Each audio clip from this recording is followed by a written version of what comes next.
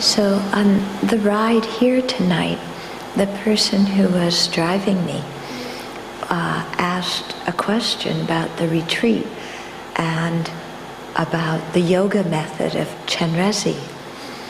And so I thought it would be good for me to explain this to everybody, because the title of the retreat was a bit confusing for her. You know, she thought, are we going to be doing yoga? And what kind of yoga? And like that.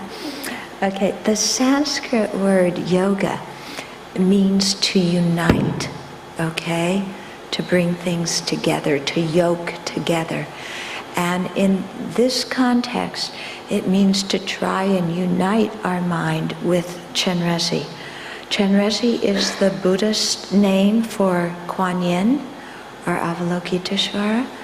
So we're going to be doing a meditation, the goal of which is to unite our mind with Kuan Yin's qualities of compassion and wisdom and kindness.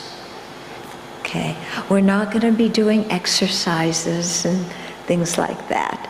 We're going to be doing meditation to unite our mind with compassion. There will also be discussion groups and question and answer, and I'll explain the Kuan Yin practice and lead you through it, and we'll do it together. So it's something that people can come to, whether you're new or whether you're an experienced student. It's a practice that everybody can catch on to. When you're new, of course, you feel like it's new and unfamiliar, but the only way you ever get over something being new is by doing it. Yeah? So there's no other way to make it seem familiar except to be new at the beginning. But it's a very nice practice in which we also meditate on the 8 verses of thought transformation, so which is a very wonderful text, especially dealing with developing bodhicitta, and it has a lot of very pointed instructions about how to deal with problems and adverse conditions. Okay, so that's what we'll be doing Saturday and Sunday for all of you who would like to come. Okay, then, and it'll be here, yeah. Yesterday I spoke a little bit about the defects of being self-centered, yeah? And hopefully, you know, if you can contemplate these and remember them, then it comes in very, very helpful in your daily life. One example of this is sometimes we have mishaps in communication with other people, or sometimes other people, for whatever reason, they don't treat us so well. They may lie to us, they may betray our trust, things like this. You know, it happens. We're in cyclic existence, so these kind of things happen. And when these things happen, it's very tempting for us to get really upset and blame the other person and say, oh, I trusted this person so much, and they betrayed it, and they lied to me, and they cheated me, and they did this, and they did that, and oh, they're such an awful person, and, you know, go on and on and on and on about the other person. And when we do that, we're really stuck in our own self-centeredness, and we make ourselves more and more miserable as we contemplate the other person's faults and blame them more and more. Why do we get miserable? Because we can't change their faults, can we? So the more we focus on what we consider somebody else's faults, the more we feel like a victim who is powerless because we can't change their faults. And so that is, that feeling of helplessness puts us in a victim mentality. It makes us quite upset. Yeah, it doesn't do very much good for us or for anybody else. But another way of viewing the situation could really transform our whole emotional reaction to it. So instead of seeing the situation as somebody else's fault, and they did this and they did that, to say, okay, the other person did these unkind things, but why did they do them to me? The principal cause was my own negative karma that I created in a previous life. Okay?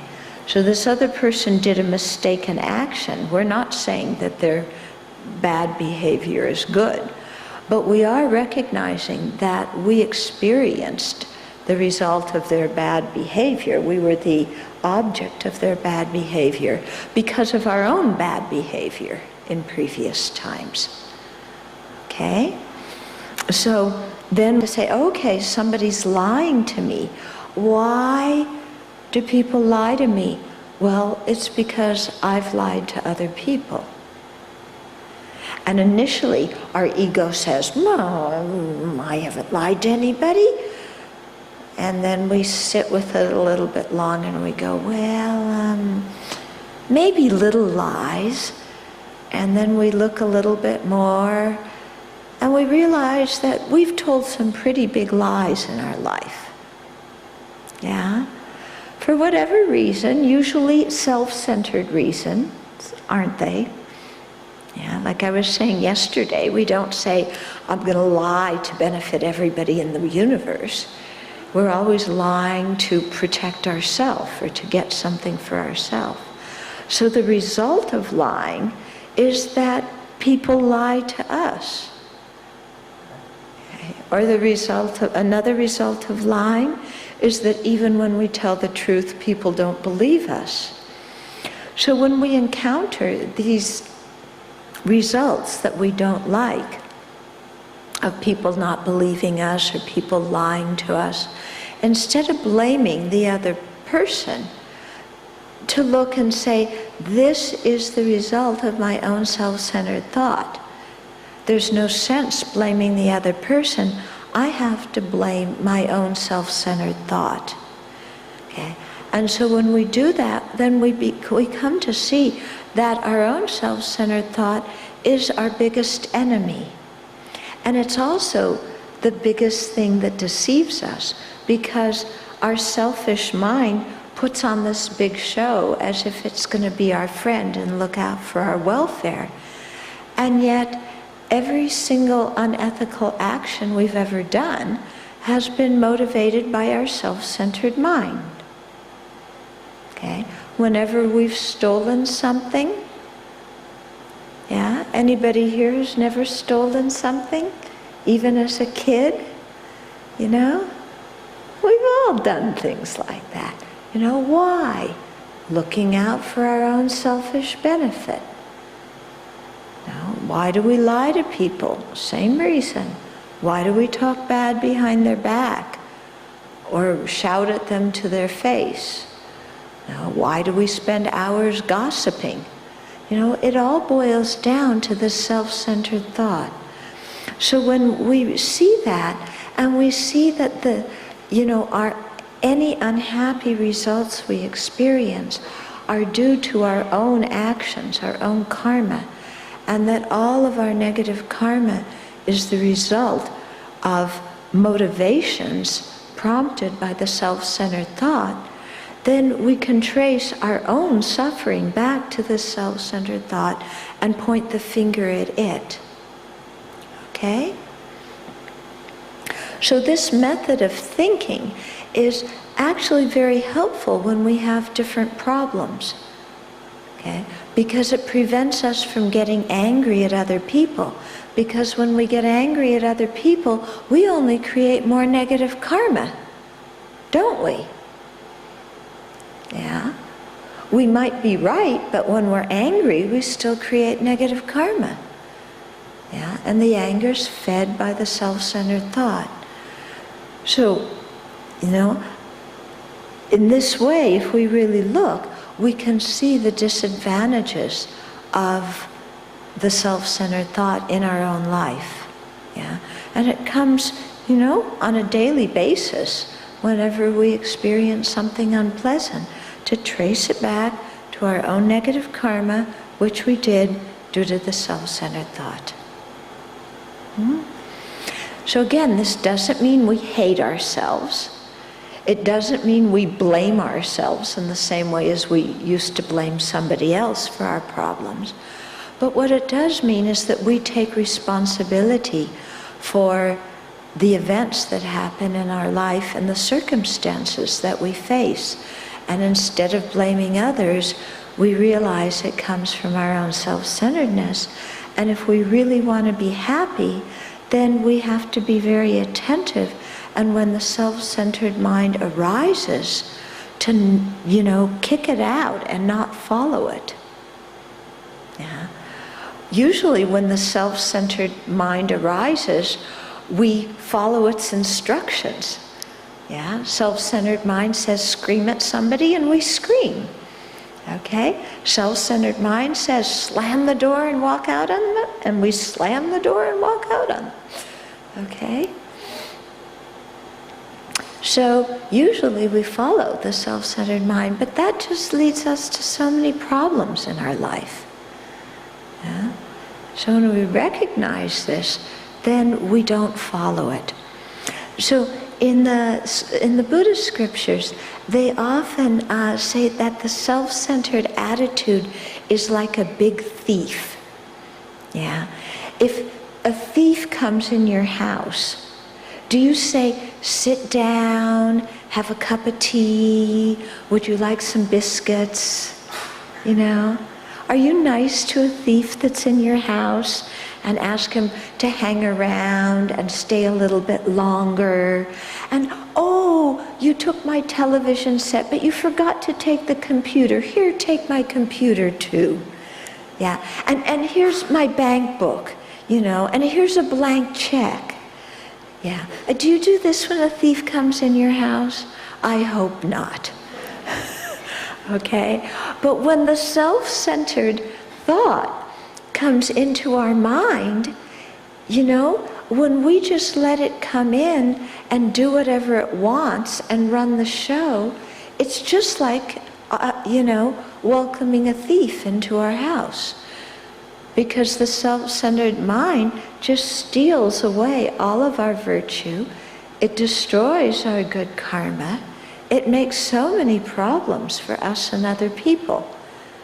Actually, it makes more problems than a thief, because a thief only harms us this life, but our self-centered thought makes us create negative karma that will harm us in future lives.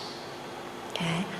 So when we really see this clearly, then when that thought comes up to just look out for ourselves, we immediately cut it off in our mind, and we replace it instead by the thought that wishes to cherish others. Okay? And so to replace it by the wish to cherish others, we have to first see the advantages of cherishing others. Okay. Now, we all want others to cherish us, don't we? Yeah, wouldn't it be nice if everybody cherished us? Yeah.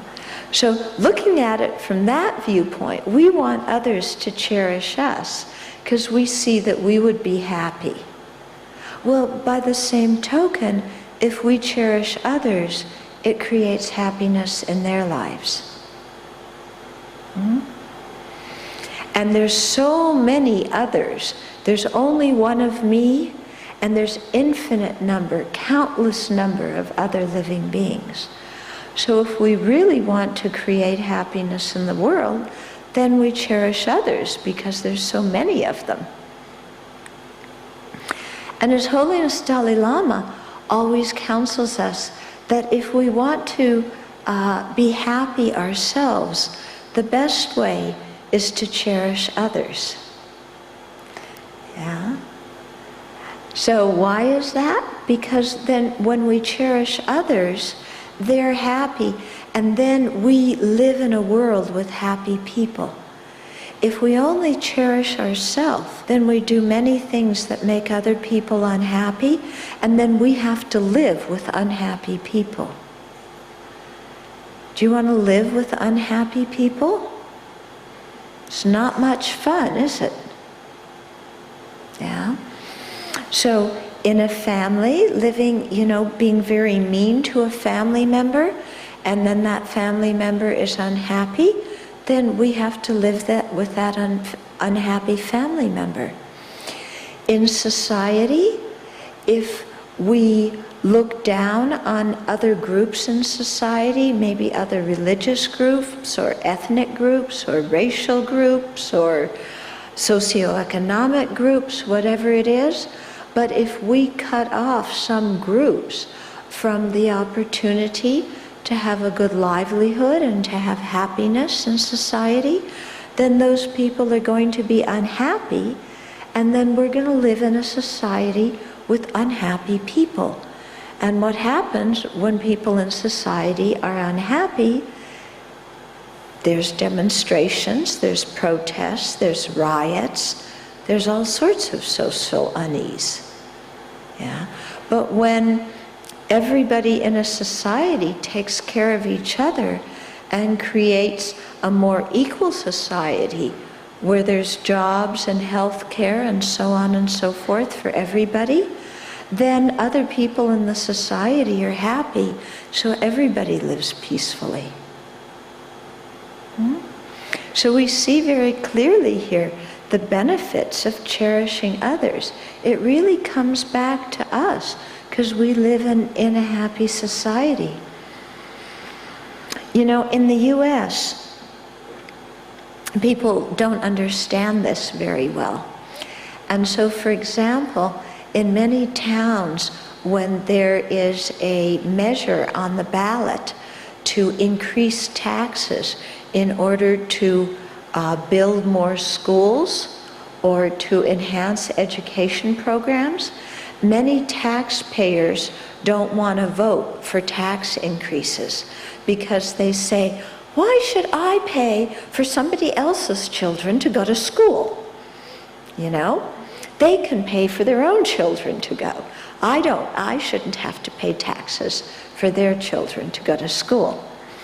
Well, what happens is when children don't get a good education and when children don't have good extracurricular activities after school, then they get in a lot of trouble, don't they?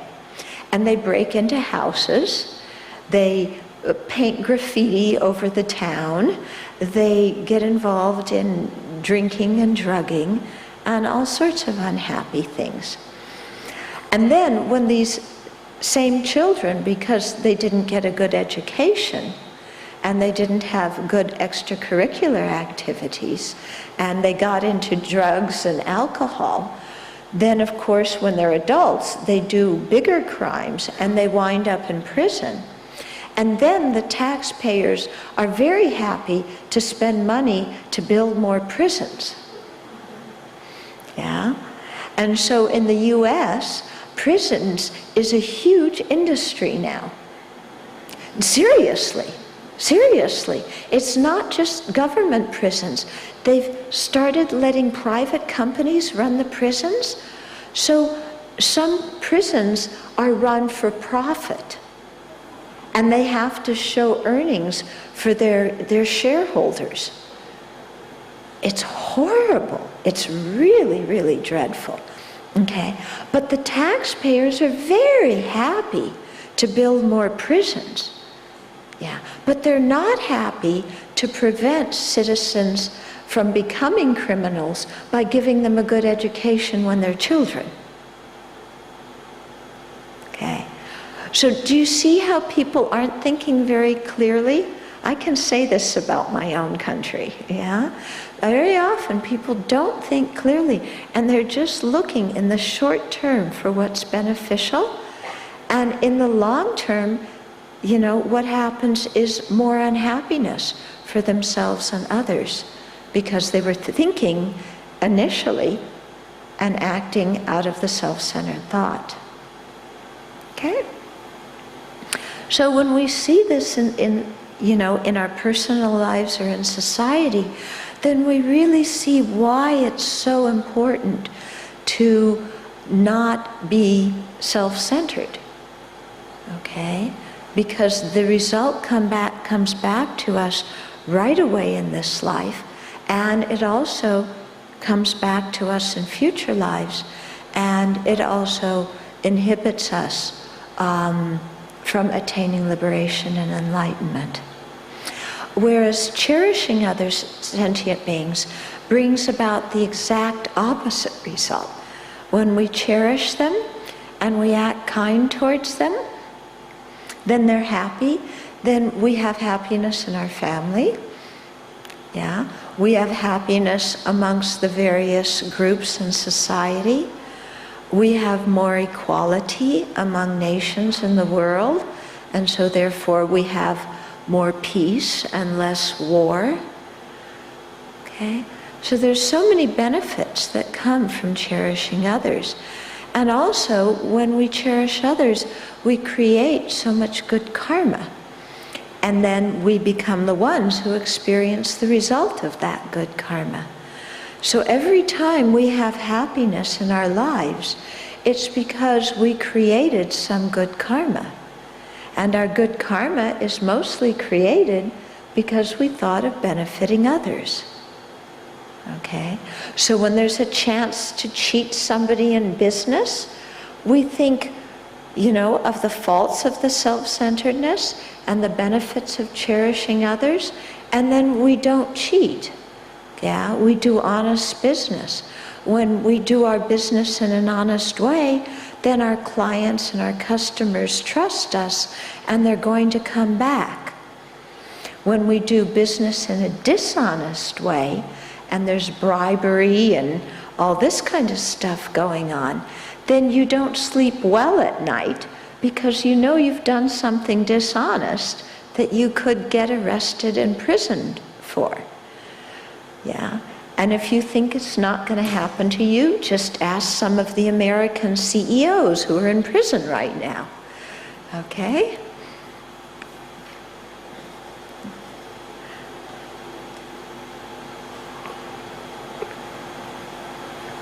So the whole point is that having a kind heart towards others just creates happiness now and in the future.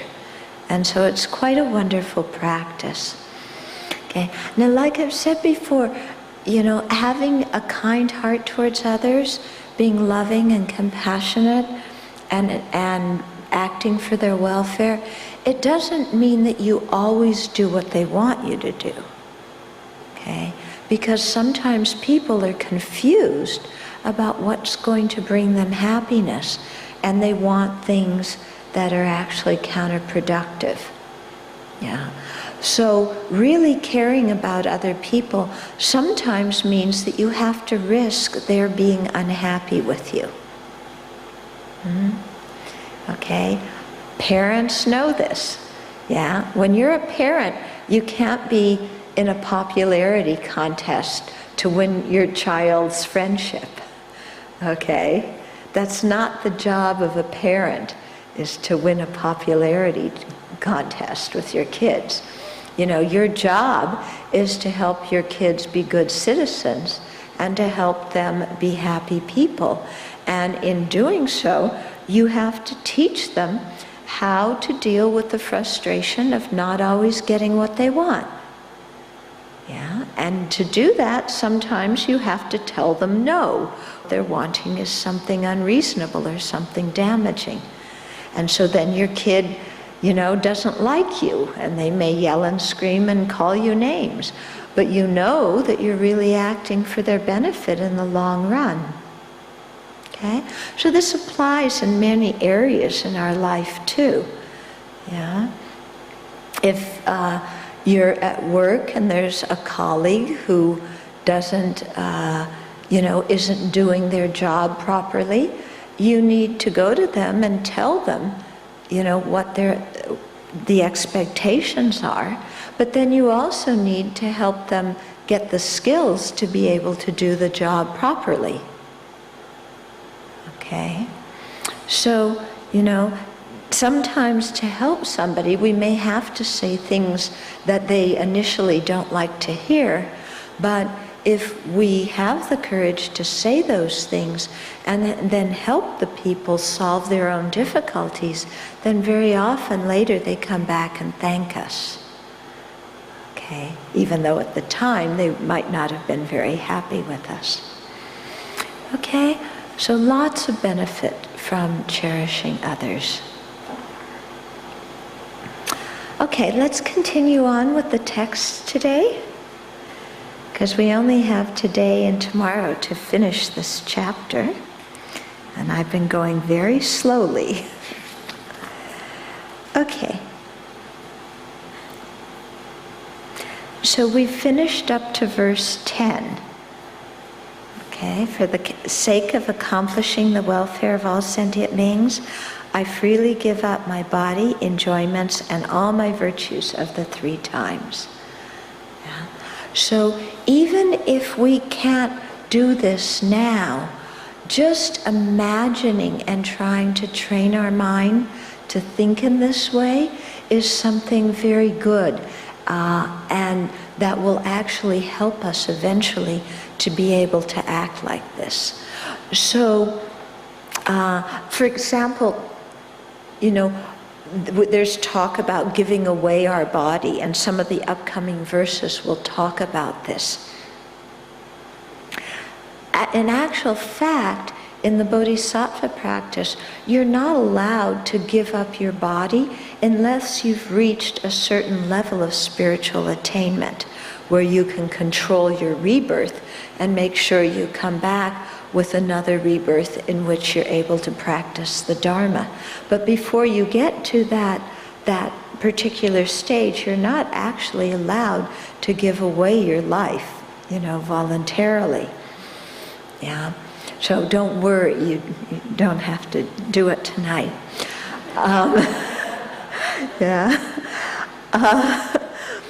But as a warm-up procedure, we imagine giving our body away. So even though we may not, have the courage to do it, or we may not have the spiritual attainments to do it, we think of, for example, if somebody has kidney failure, being, giving them our kidneys, or giving them lungs, or giving them our heart. We start out thinking of giving body parts. Or, if there's a way, we think of, if there's a way, that sacrificing our life would rescue somebody else who was in danger, then being willing to do that. So even though we're not actually at the level that we can do it now, just to cultivate that ability to be able to give our body, the thought to be able to give our body. Okay? Some of you may know the story of the Buddha in a previous life when he was a Bodhisattva, and he appeared as he was a prince. Yeah, have you heard this story? There's a place in Nepal called Namo Buddha where they say this event occurred. So the prince was walking in the forest one day, and he saw a mother tiger who had just given birth to some little tiger cubs, okay? And the mother tiger was starving, and so she couldn't nurse her cubs. And the cubs were going to die, if they didn't have food. And so the prince, who was the Buddha in a previous life, who was a bodhisattva at that time, had great compassion for the mother tiger and for the baby tigers. And so he gave his body to the mother tiger for her to eat, so that by eating it, she would have strength, she could produce milk, and she could feed her cubs, and so that they would all live. So it was, a great sacrifice of the Bodhisattva's own body to be able to keep some other sentient beings alive. Yeah? So although we may not be able to do it, yeah, just thinking, someday may I have the courage, may I have so little attachment to my body one day that I can do that. And in the meantime, what we can do is imagine giving away our body in the sense of imagining our body being able to manifest in many different forms according to what sentient beings need. So imagine that we're able to become doctors for people who need doctors, or medicine for people who need medicine, nurses for people who need nurses. This was like the verse we covered before. Imagine that we're able to multiply and emanate many different kinds of bodies according to what sentient beings need. And so just even meditating in this way on the level of imagination can plant seeds in our own mind stream, so that one day when we actually are bodhisattvas and we actually have the skill to be able to emanate many bodies, that we're able to do so. Okay? So same way when we talk about giving away our enjoyments or our wealth, it doesn't mean you have to empty out your bank account tonight. Yeah? You could become a little bit more generous. That never hurt anybody, okay? But we don't have to give everything away. But we also, in our meditation, can imagine giving everything away. Yeah, maybe practically speaking we can, but in our meditation, in order to create the mind that takes delight in giving, we can imagine giving away, your flat, or your food, or your car, or your computer, or different things that you have, and imagine giving them away and other people experiencing delight and happiness when you do that. Okay? And the same with giving away our virtue. I was telling you last night about the man who was afraid to give away his virtue because he thought he would lose it, and he doesn't have very much. But instead to practice giving away our virtue and imagining that it becomes the realizations on the path to enlightenment, and that we send those out to all the different beings. Or imagining that our virtue becomes all the conducive circumstances for others to practice the Dharma, and we send that out. Okay? And so when we do that, then we really think of how happy other beings are going to be when they receive our generosity. So instead of feeling, oh, if I give, I won't have it, instead we feel, if I give, others will have it, and they'll be happy, and it brings such happiness to our own heart to think of other beings being happy as a result of our generosity, that then we want to give because they feel happy and we feel happy. Okay? Whereas when we're miserly, our own heart is really very tight and not so happy at all. How many of you have heard my cashmere sweater story about my own miserliness? You haven't heard my cashmere sweater story? Okay, a few people have. Well, I'm going to tell it again, so you have to listen again.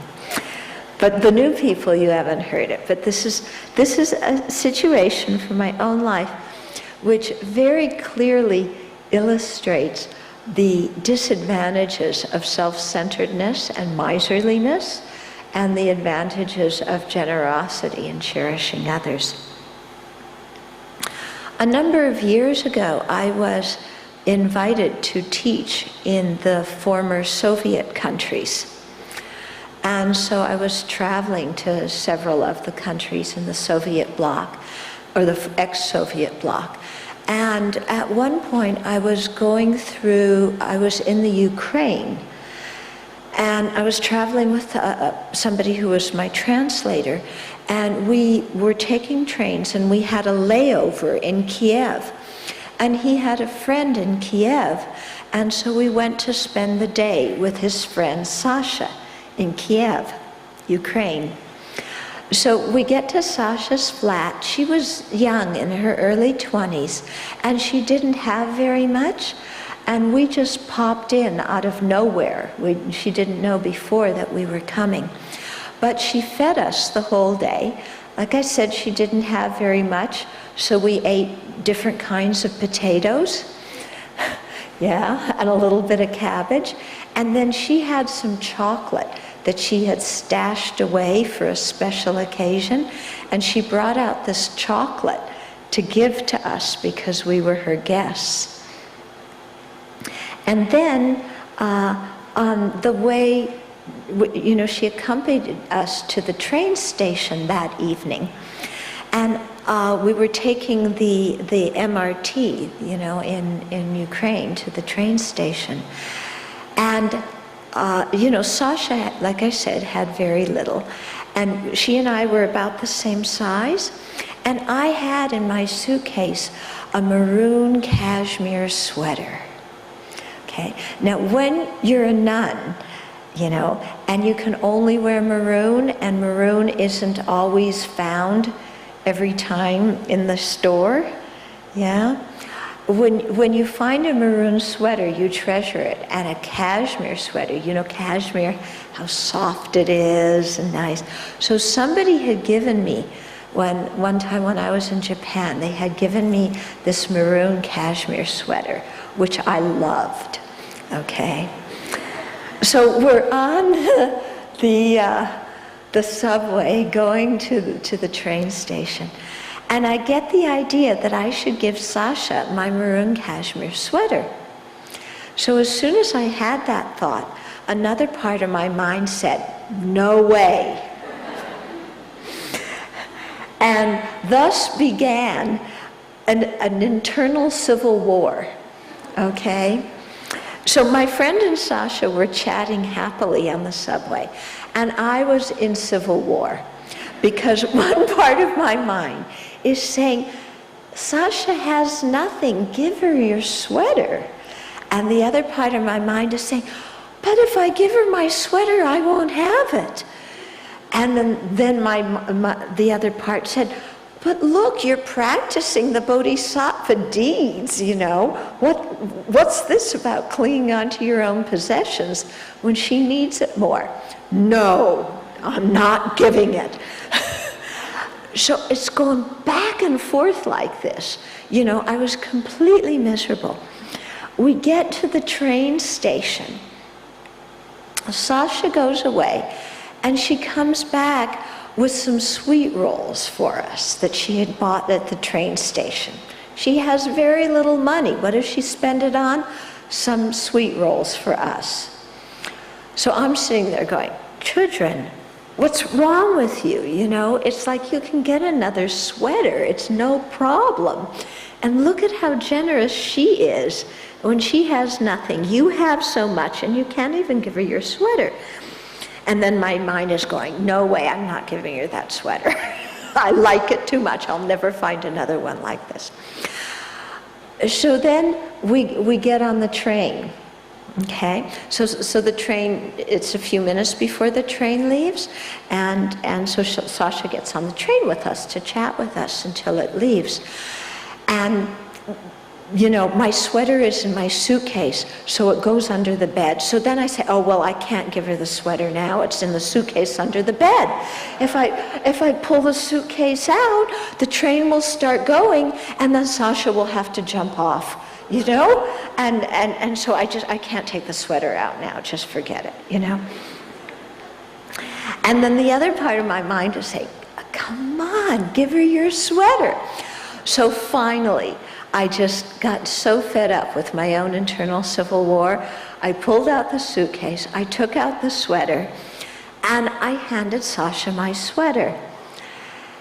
And her face lit up. It was incredible.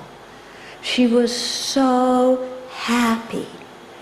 And when I saw how happy she was, I said to myself, what was wrong with me? That I would hold on to something when it was so easy to make somebody else so happy. Yeah.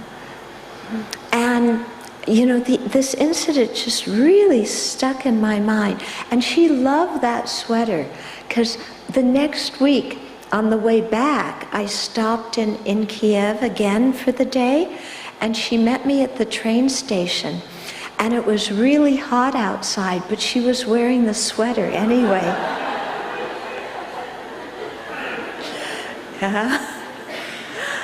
So it just, it was just an experience from my own life about how being miserly and self-centered, it makes our own self miserable, and we miss such an opportunity to make other people happy.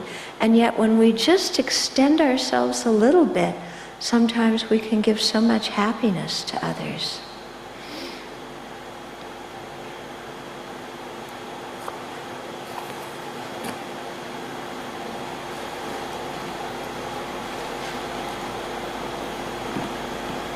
Okay, verse 11. Surrendering everything is nirvana, and my mind seeks nirvana. If I must surrender everything, it is better that I give it to sentient beings. Okay, so surrendering everything is nirvana. Nirvana is the state of liberation from cyclic existence. It's the cessation of all of our suffering and all of the mental afflictions that cause our suffering. Okay? And so surrendering everything, it means not only physical things, but it means surrendering our ignorance, our clinging attachment, our resentment, our jealousy. Okay? And our mind is seeking liberation. So if we really want liberation, we have to give up our attachment to worldly things, because that attachment prevents us from attaining the higher happiness of liberation. So if I must surrender everything, it is better that I give it to sentient beings. Okay? Now, at the time that we die, we surrender our body, our possessions, our friends and relatives. Okay, we don't necessarily surrender our ignorance, anger, and attachment when we die. All of our objects of attachment we're separated from at the time of death. Okay, we don't take our body with us, we don't take our money and our possessions with us, we don't take our friends and relatives with us. Okay? Maybe I should say, even when you burn all the bank notes from the bank of hell, and all the houses and computers and refrigerators, the paper houses and paper computers and paper refrigerators, and those don't go on to your friends and relatives, When we die, everything stays here. Doesn't matter how much stuff people burn for us, we don't get it. Okay, so at the time of death, we have to separate from all these things. And considering that we're going to have to separate from things anyway, wouldn't it be better to give them away with a spirit of generosity and use those things to create merit by giving generosity? Because when we die, our wealth doesn't come with us, but our good karma from being generous does come with us. Why are you born in a wealthy, prosperous country like Singapore? Did you ever wonder that? Why weren't you born in Darfur? You have such prosperity here in Singapore. Why? It's because of being generous in a previous life. Yeah? And so seeing that, then you see, generosity creates wealth. So then we want to create, to be generous. Not just so that we'll have a good rebirth, but also because it directly benefits others, and also because we want to nourish our own mind with the good karma of generosity, because that will help us also attain liberation and enlightenment. Okay? So seeing that we're going to have to separate from things anyway, and seeing that generosity creates so much merit, then doesn't it make sense to be generous with the things that we're going to have to separate from anyway? Yeah? Doesn't it make sense? You know, use the things that we have to our advantage to create merit, because that merit will come with us to the next life. Some years ago, actually it was 20 years ago, when I was living here in Singapore, there was one young man in his early 30s who was dying, and he asked me to come and kind of counsel him. He was dying of cancer. And so we spent a lot of time together, and he had a very generous heart. It was quite amazing. And he gave everything away. He knew he was dying of cancer. He was only 31 or 32. But he gave everything away. And his most prized possession were his books. Yeah? So his books were the last thing that he gave away, but he also gave those away. It was very beautiful to see him being so generous before he died. And actually, I was there at the time he died, and the last thing he said was to his sister, and he said, "Remember to make offerings to the temple after I die. You know, remember to give anything left over that I might have away to other people." And so I thought, you know, that he was so wise in how he practiced, because at the time of death he couldn't take anything with him, and yet that whole time as he was dying he created so much good karma by being generous.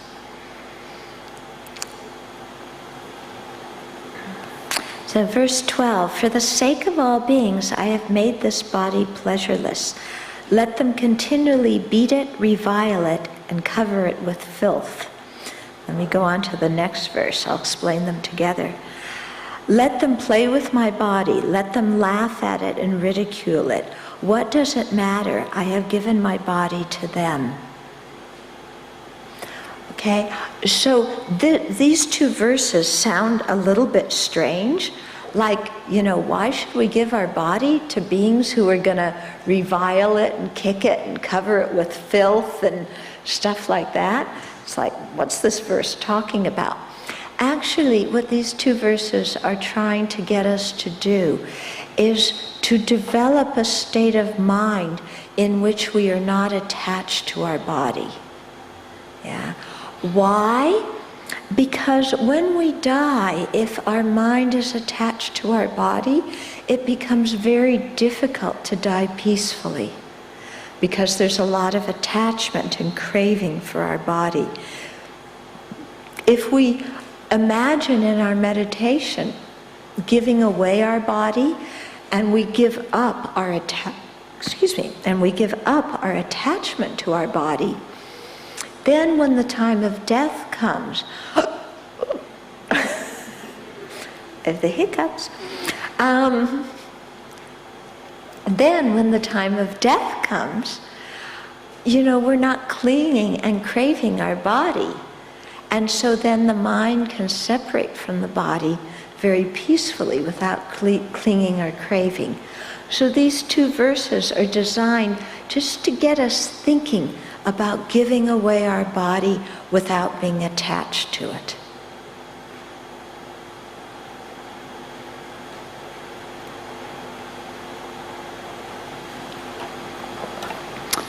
Verse 14, "Let them have me perform deeds that are conducive to their happiness.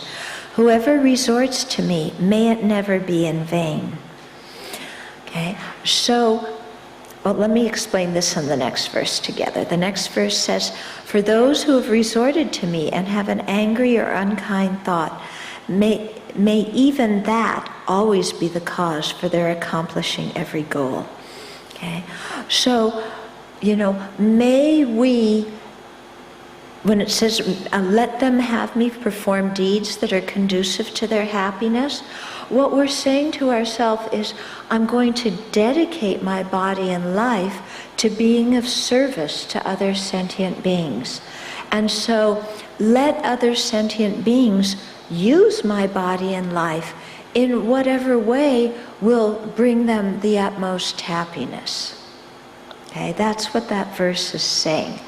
So in our own heart, we're dedicating our body and our life and our energy and our time and our service so that everything we do can be of benefit to all sentient beings.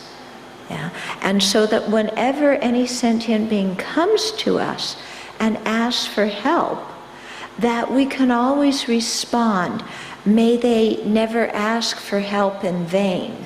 In other words, may we never, out of our own selfishness, turn them away. Of course, if people are asking for something that we don't have, we have to say, I'm sorry, I don't have it. Or if people are asking us to do something that we don't have the skills to do, or the time to do, we have to say, I'm very sorry, I can't do that. But what these verses are getting us to think about is if we have the time and the skill or the material things and somebody asks for help, then let us give help according to our ability. Okay? So it's helping us to loosen the shackles of our own stinginess and our own self-centeredness, and instead to broaden our mind and really think of the benefit of others and the good that we can do for them. Okay? And may even those who have resorted to us, in other words, even people who come to us and ask for help, even if they have an angry or an unkind thought towards us, may that still be the cause for their accomplishing every goal. So what bodhisattvas do is they pray that every interaction they have with any sentient being be something that in the long term benefits that sentient being. Okay? So a bodhisattva, even if somebody is angry with them, or criticizes them, or is rude to them, the bodhisattva will respond by making prayers for that person and by saying, in the future, when I meet that person in this life or in future lives, may I be able to teach them the Dharma. Now we have some karmic connection because they met me. Even though when they met me, they swore at me, or they stole my stuff, or they cheated me, or they trashed my reputation behind my back, even though they were mean to me, even though they were angry at me, we still made some karmic connection. And by the power of that connection, when I meet them in the future, may we have a good relationship that's based on the Dharma, and may I be able to benefit them in the Dharma. Isn't that an incredible way to respond when other people harm us? Yeah?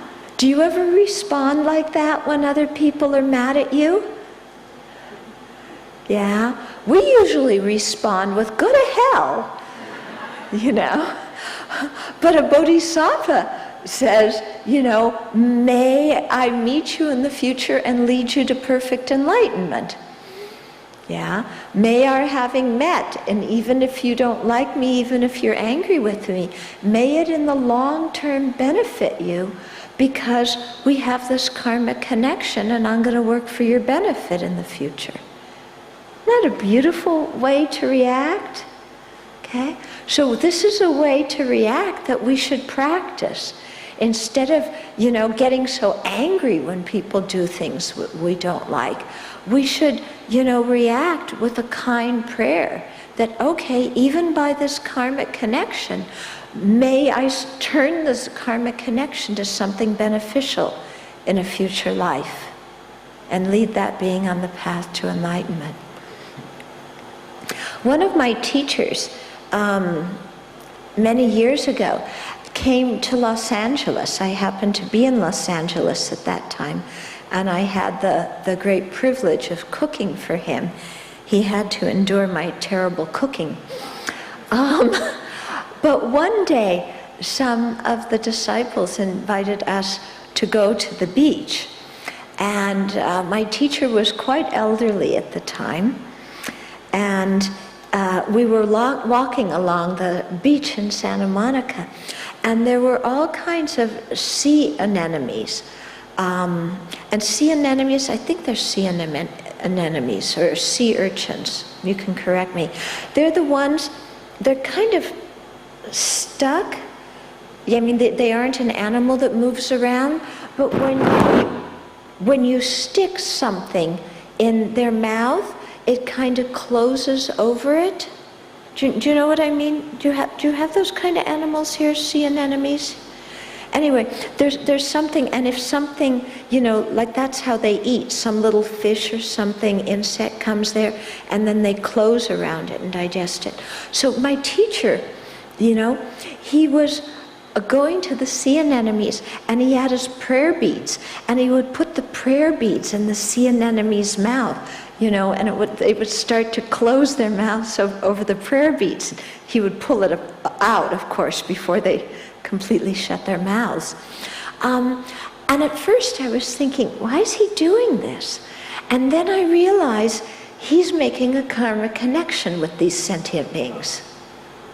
You know, that was the only way, was, you know, there's these very ignorant sentient beings, these sea anemones, you know, that was the only way he could make some karmic connection, was by taking his prayer beads that he had used to count so many mantra, and, you know, having them touch it, and him making a prayer whenever his prayer beads touch these different sea anemones. Okay? So it made me think, you know, that whenever you see different sentient beings, yeah, even if it's spiders or cockroaches or, you know, whatever it is, that you make a prayer that just by us having this karmic connection, may I be able to benefit you in a future life. Yeah? It's a beautiful kind of way to react, isn't it? So it's something that's very nice to train our mind in. Okay, next verse. Verse 16, may those who falsely accuse me, who harm me, and who ridicule me, all partake of awakening. Okay, so instead of wishing harm to people who falsely accuse me of doing things that I didn't do, of people who interfere with my happiness and harm me physically or verbally, who ruin my reputation or who treat me unfairly, may all those who ridicule me and make fun of me and tease me about things I'm sensitive to, may all these beings become fully enlightened Buddhas. Isn't that beautiful? Don't you think so? I mean, it's so different from our ordinary way of thinking, isn't it? Yeah? Somebody makes fun of us, I'm going to make fun of you back. Yeah? Somebody ruins my reputation, I'm going to ruin your reputation worse. Yeah, we are so full of vengefulness. And yet our vengefulness, when we act out of revengefulness and that self-centered mind, we're only creating the karma for ourselves to be born in the hell realm.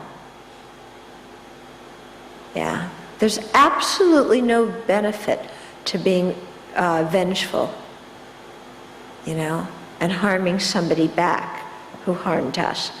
Yeah, no benefit at all. It only harms us as well as harms them. And here, what a beautiful way to deal with the situation is to wish that person well. Yeah, even though they harm us, even though they do things we don't like, to wish them well.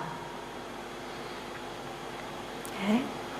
Verse 17, may I be a protector for those who are without protectors, a guide for travelers, and a boat, a bridge, and a ship for those who wish to cross over. May I be a lamp for those who need light, a bed for those who seek rest, and may I be a servant for all beings who desire a servant. Okay, so then this is the same kind of thought. May I become whatever sentient beings need. Yeah. So now maybe we don't have that ability, but after we become Arya Bodhisattvas, in other words, Bodhisattvas who have realized the nature of reality directly, we will have the ability to emanate many different kinds of forms, and we can actually become these kinds of things for the sentient beings who have the karma to receive them. Okay? If sentient beings don't have the karma to receive these things, then bodhisattvas and Buddhas can't manifest as them. But for the sentient beings who have the karma to receive the aid that they need, then very often bodhisattvas can emanate, different bodies as either people or even as inanimate objects for the benefit of those sentient beings. Okay, so can I be a protector for those who are without a protector? Yeah, so animals who need protection from human exploitation, human beings who are being oppressed, may we become their protectors. Can we become a guide for travelers? So travelers who are lost, who are fearful in a strange place, may we show them the way. May we become a boat and a bridge and a ship for those who wish to cross over. Okay, so not only cross over a body of water, but may we become a guide on the path to enlightenment that helps sentient beings cross the ocean of cyclic existence. May I become a lamp for those who need a lamp, who seek a lamp, a bed for those who seek rest, and may I be a servant for all beings who desire a servant. Okay? So regardless of how sentient beings treat me, if they lay on me because I'm a bed, if they boss me around because I'm a servant, I'm willing to be that because it's something that is of benefit to others. Okay? So reading these kind of verses and thinking in this way, it really helps us to reduce our ego. Okay? Because our ego is always saying, I want servants, and other beings should help me, and I should be the object of other beings' generosity. Yeah? But here we're really training our mind to see it in the exact opposite way. And so it's a way of training our mind in virtue and creating that, habitual mental attitude to look out for the welfare of all beings. And by creating that mental attitude, it becomes easier and easier to give to others. Okay? Verse 19, to all sentient beings may I be a wish-fulfilling gem, a vase of good fortune, an efficacious mantra, a great medication, a wish-fulfilling tree, and a wish-granting cow. Okay, now some of these are ancient Indian symbols. Okay, a wish-fulfilling gem is a gem that in ancient Indian culture was said to be somewhere in the bottom of the sea, and if you found it, you could wish for any material object and you could get it. Okay, a vase of good fortune, that's the same idea. A mantra that could cure illness, a great medication that could remedy sentient beings' physical suffering, a wish-fulfilling tree, that proverbial tree that grows money. Yeah? So may I become a tree that grows money for all those who need money. And a wish-granting cow, that's also another ancient Indian symbol of a cow that can grant all wishes. So just saying, may I be able to provide what sentient beings need. Okay? Just as the earth, verse 20, just as the earth and other elements are useful in various ways to innumerable sentient beings dwelling throughout infinite space, so may I be in various ways a source of life for the sentient beings present throughout space until they are all liberated. So just as earth, water, fire, and air are useful to all sentient beings, just as they're the basis of all life on our planet, just as these things are useful to sentient beings throughout infinite space, so in the same way, may I be a source of life for sentient beings. May I be the basis of their happiness. May I be the support that they can depend upon whenever they need anything, whether they need friendship or they need, a torch. Whatever they need, may I become that.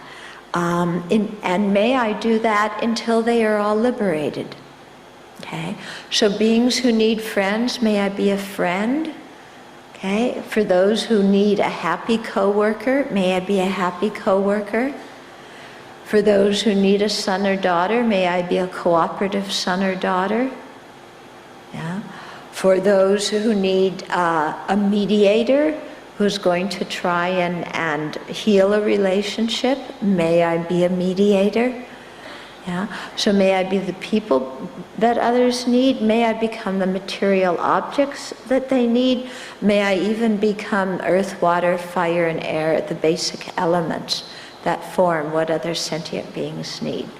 Okay? And may I do this for all sentient beings throughout infinite space until they attain liberation.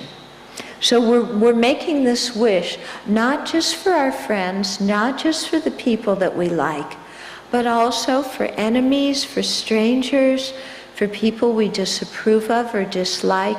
May we become what they need and ease their suffering, and may we lead them on the path to liberation and full awakening. Okay? So it's these kinds of verses are so expansive, They're so expansive that sometimes when we read them, we think they sound crazy.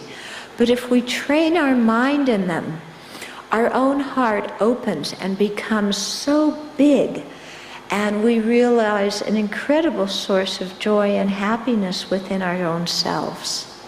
Okay? Because we develop this amazing love and compassion that's impartial towards all sentient beings, and we eliminate our own attachment and miserliness that make us so miserable. Okay, so we'll pause here after verse 21, and then we'll do the rest of the chapter tomorrow. Please read the rest of the chapter. It's the actual process of taking the Bodhisattva vow and generating the bodhicitta, so it's good if you read this. Okay, so questions now. I still have my ever-growing pile of questions, but you can add some more to it.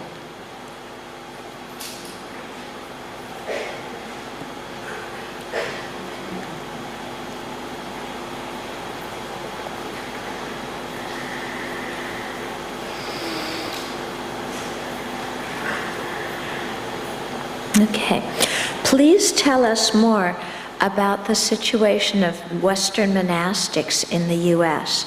I was told that some monks and nuns need to wear laymen's clothes to work in private jobs, and then at night put on their robes, their monastic robes.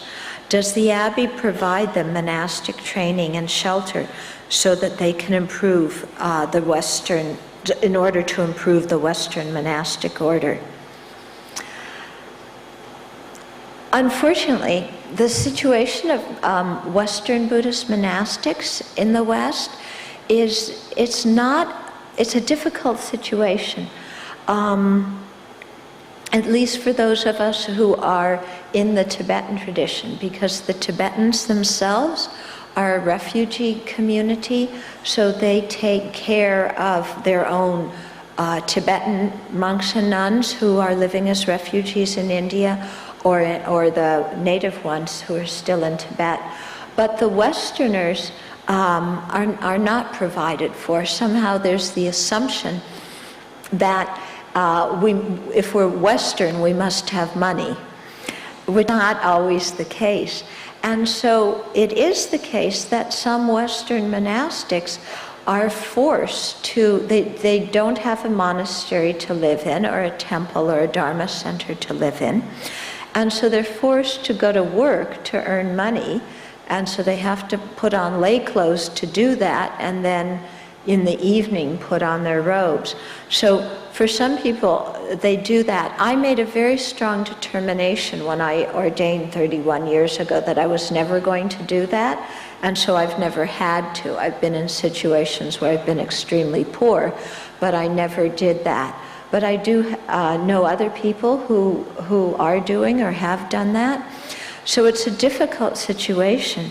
One of the reasons that I'm creating Sravasti Abbey is so that people who have the monastic inclination will have a place to live and have room and board.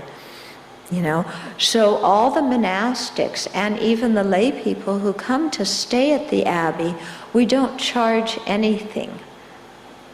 Yeah, and we operate purely on donations. And people, when I started the Abbey, they told me I was completely nuts to do this. But, you know, we've managed so far. We depend completely on donations from people.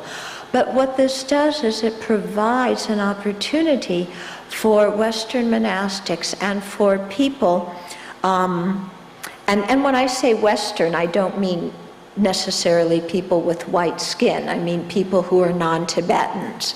So actually, Western isn't the right word to use. I would say for non-Tibetan monastics, you know, a place where they can come and train, you know, and not have to worry about room and board. So this was one of my ideas in starting the Abbey. And also to give a place where people can have monastic training, because clearly if somebody has to go out and work a job, they don't get the monastic training that they need, and therefore it's hard for them to remain as a monastic. And even if they do, it's hard for them to really teach others because they haven't had the proper conditions to study and practice themselves. And so, you know, the Abbey is a place where we're at the beginning now, you know, but where we can really practice and learn the monastic discipline so that we can have more teachers that can be sent out to teach, and where lay people can come and live with the monastic community and practice together with us and come on retreats, and where people who are thinking of ordaining can come and stay and live with the monastics to see if it's a way that they enjoy and a way that they want to continue doing that. Okay? So we're one of the first places like this in the US. And yeah, so you're all welcome to come.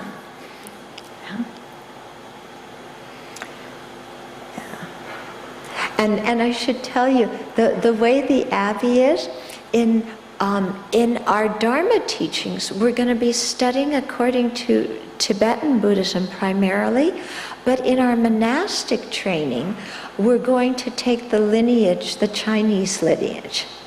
Okay? So, for example, I was ordained, my full ordination was in Taiwan, so I have the Chinese lineage, even though I wear the Tibetan robes. Okay, so the whole Abbey, Sravasti Abbey, will be like this. Yeah? Okay, what else?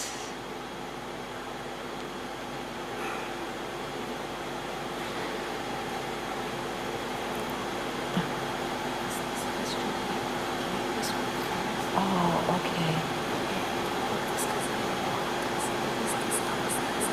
Oh, yeah. Mm-hmm. Okay, let me finish.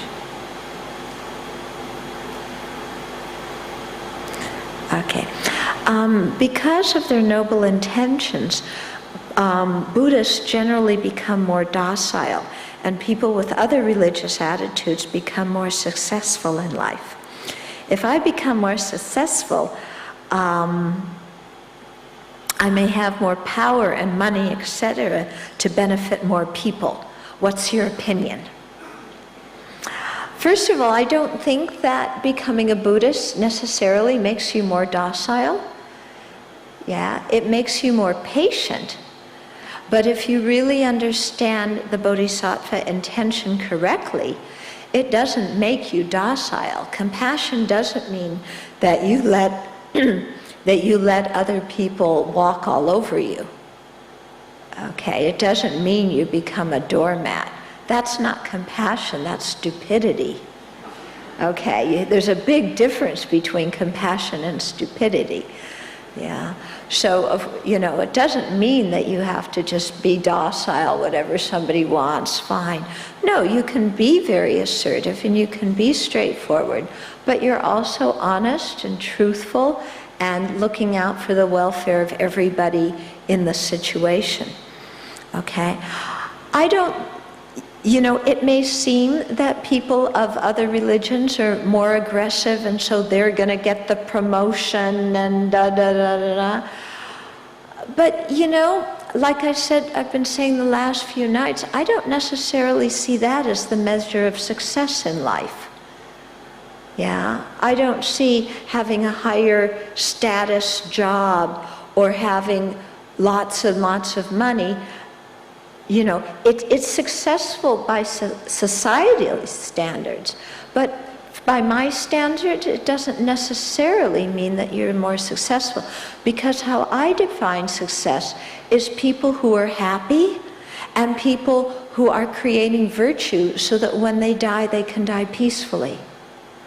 And I define success as people who are creating the causes for liberation and enlightenment. Okay? So there's different definitions of success, and you have to see who is more successful in which areas. Some people can be successful in both areas. Okay? They can have a high status in society, they can have money, and they can also be quite generous and create a lot of virtue. Okay? Then there are some people who are successful in a societal way, but not successful in their life. They have a ton of money and they're wealthy, but they're also miserable.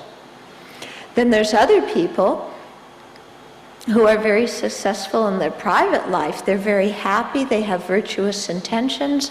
When they die, their death is very smooth, they're on their way to enlightenment, but they don't have a lot of money. And then there's some people that are not successful in either area. Okay? So we have to really think what success is.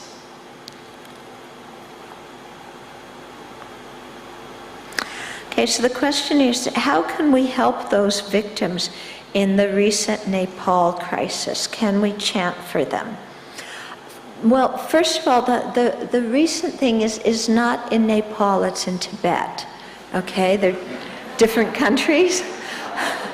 Yeah? But I think whenever we see social unrest, that it's very good to send compassion to those areas, and to have compassion for everybody in the whole situation. Yeah? So there's unrest in many parts of the world. I mean, Iraq also. There's war, there's unrest. In Kenya there was things going on a few weeks ago. So wherever we see unrest and people who are unhappy, then to generate compassion and send them compassionate wishes, these conflicts can be resolved in a way that brings happiness to everybody who's involved in them. And so that the conflicts can be resolved without anybody getting hurt or injured.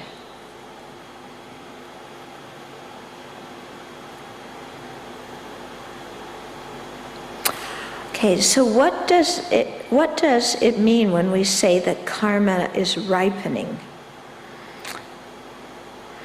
Okay, So karma ripening means that, you know, karma is our actions, so actions that we've done in the past. And the ripening of karma means that these actions bear their results. So like I was saying before, that generosity is the cause of wealth, and you know, lying to others is the cause of being lied to.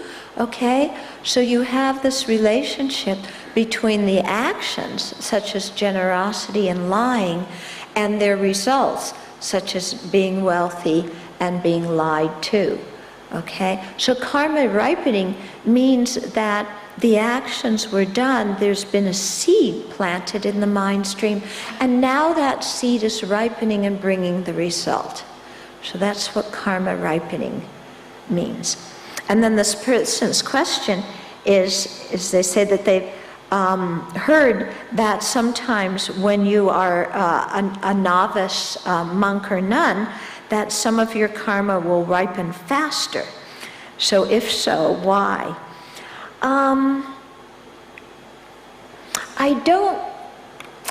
It depends, you know, not necessarily karma doesn't ripen faster, because remember, karma means good karma and it also means bad karma. Yeah. So in some situations, because a person may be practicing purification, then some of their bad karma may ripen more quickly, but we always say that that's very good, because that karma ripens in a small illness or something going wrong this lifetime, whereas it could have ripened in a huge amount of suffering in the future rebirth. So if a monastic is, or anybody's doing purification practice, you know, sometimes that negative karma may ripen. You may fall ill, but when you do, you should say fantastic, because that was the karma that could have ripened in me being born in the hell realm for an eon. You know, and compared to being born in the hell realm for an eon, being sick for a few days is okay.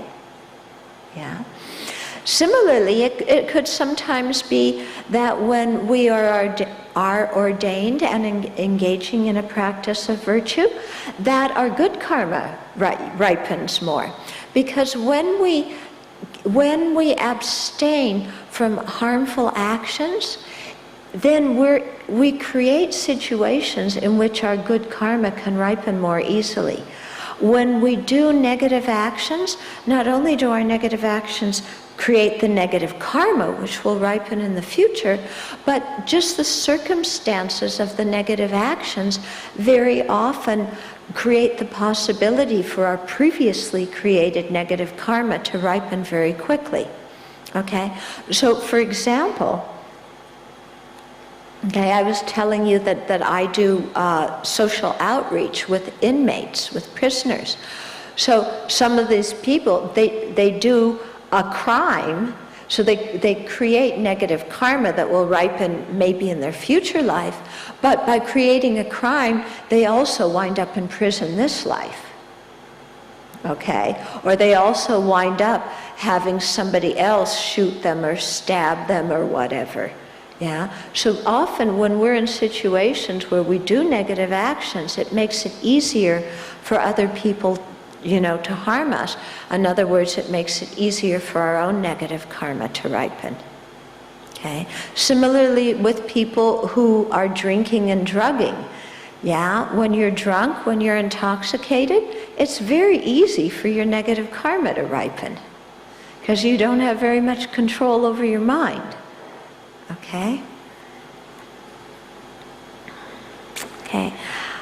If I plan to join retreats or become a nun in the long term, how should I prepare myself?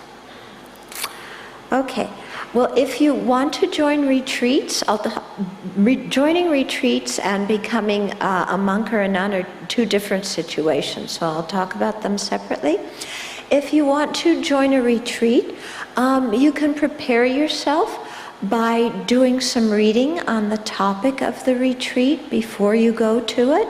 That is very good. You can also prepare yourself by starting to have a daily meditation practice. When you start going to retreats, it's good to start with short retreats. Okay, so like the 2-day retreat this weekend, it's a good one to start with. It's only 2 days.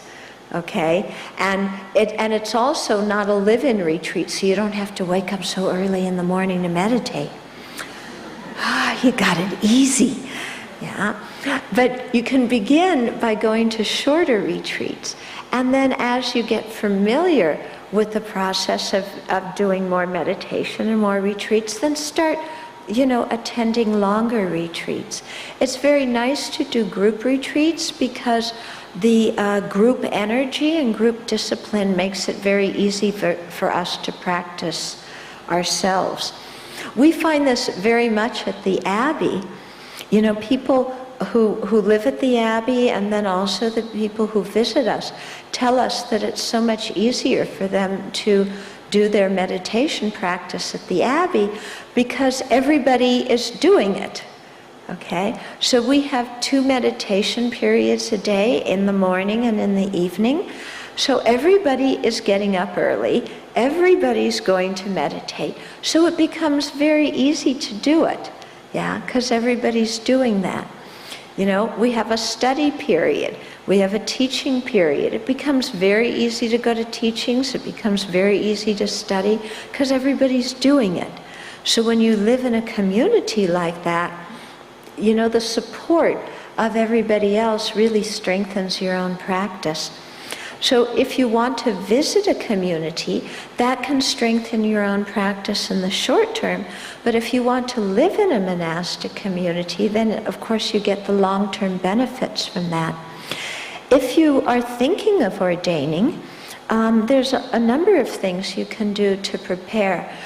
On my website, tuptenchudran.org, there's a whole section about monastic life and a lot of different things you can read, articles, there's a reading list. It's good if you're thinking about ordaining to go and spend some time in a monastery and see how you like it. At the Abbey, we have a program every summer that is about 2.5 weeks long, called Exploring Monastic Life. And it's for people who are thinking, maybe I would like to ordain. In other words, they haven't decided that they want to, but they're thinking, maybe I should, I want to find out more about it. So then, they apply to come to our Exploring Monastic Life program. And then in the program, we talk about different issues related to ordination and things that you have to work out. And so it's quite a wonderful program, and people live together as a community, they work together, so they get the experience of community. So these are things you can do. Also, if you're thinking of ordaining, or even if you aren't thinking of are not thinking of ordaining, living with the 5 precepts is a very, very beneficial practice to do. Okay, so taking the 5 precepts to abandon killing, stealing, unwise sexual behavior, lying, and intoxicants, or even if you can't take all 5, take 1, 2, 3, or 4, and then take those precepts and live according to them. And that's a very, very good way to train your mind if you're thinking of becoming a monastic, or even if you're not, it's still a very good way to train your mind and your body and your speech to living in an ethical way. And then, of course, you experience all the benefit of living ethically, right now, and in terms of all the good karma that you create.